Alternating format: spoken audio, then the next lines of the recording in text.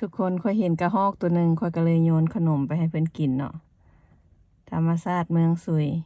ผ่านไป30 นาทีแล้วยังบ่ยอมลงมาเพิ่นจอบเบิ่งอยู่พุ่นจอบเบิ่งอยู่เทิงต้นไม้พุ่นบ่ยอมลงมา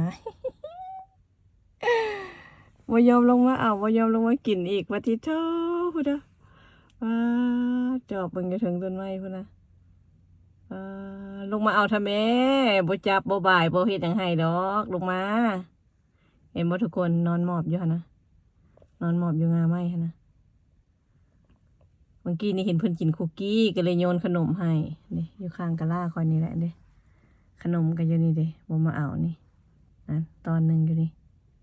บ่ยอมเอาอีกท่าให้ค่อยหนีเพิ่นแล้วนี่เพิ่นจังสิลงมานี่ว้าลงมาทำแม่ลงมา